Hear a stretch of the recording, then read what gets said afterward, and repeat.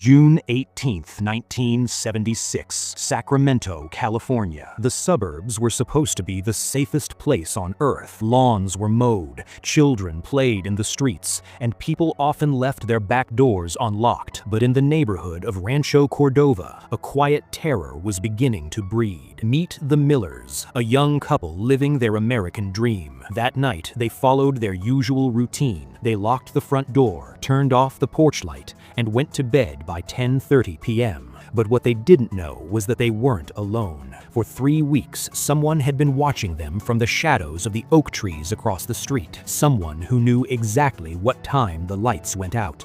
At 2:15 a.m., the silence was broken, not by a loud noise, but by the subtle, rhythmic creak of a floorboard in the hallway. Jane Miller woke up, her heart hammering against her ribs. She nudged her husband, whispering, "Did you hear that?" Before he could answer, the bedroom door creaked open. A blinding beam of a flashlight hit their eyes. Standing in the doorway was a man wearing a dark ski mask. He didn't want their money. He didn't want their car. He held a kitchen knife, one he had taken from their own drawer, and he spoke in a terrifying, raspy whisper that would haunt Sacramento for decades. "If you make a sound, I'll kill you."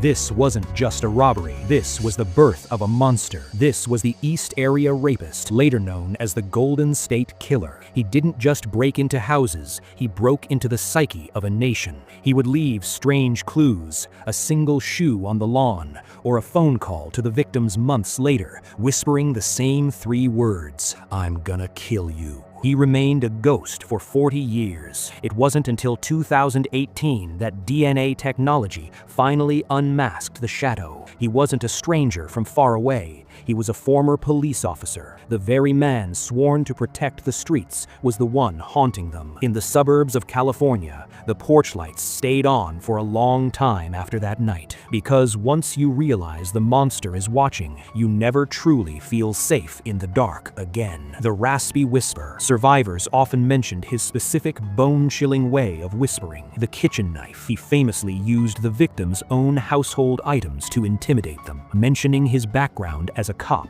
adds that final layer of real-world shock.